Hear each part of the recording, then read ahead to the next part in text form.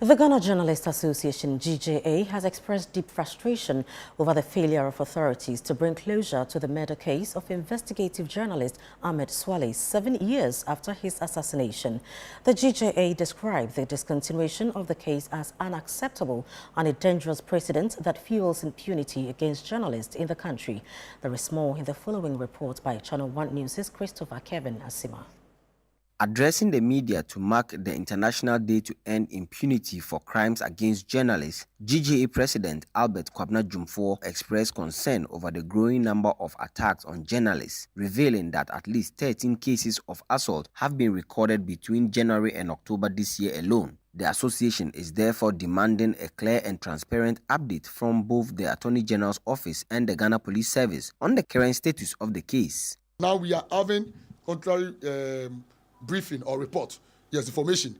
So we are demanding a full and transparent explanation from the Attorney General's Department and the Criminal Investigative Department of the Ghana Police Service on the reasons for discontinuing the case.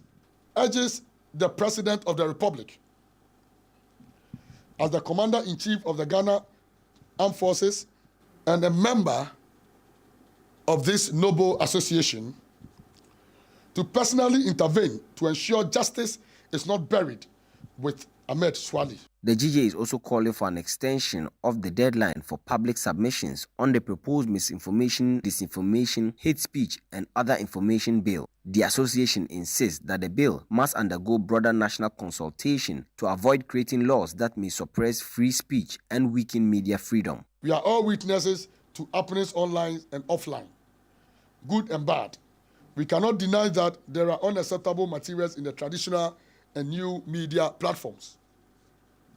Even though the GJA acknowledges the urgent need to stem the rising tide of misinformation, disinformation, and hate speech, the association firmly rejects any legislative process that excludes key stakeholders or threatens constitutionally guaranteed freedom of expression, media independence, and the public's right to information.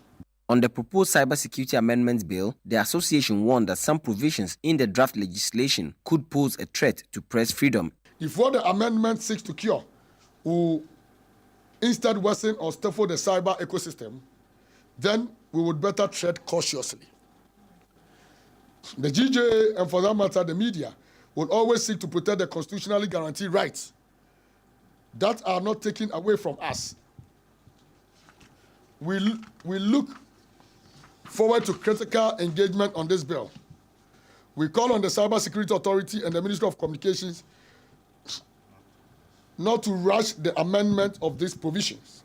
The GJA also raised red flags about the proposed Cybersecurity Amendments Bill 2025, arguing that certain portions of the bill, if passed in its current form, could undermine press freedom. Reporting for ChannelOne News, I am Christopher Kevin Asima.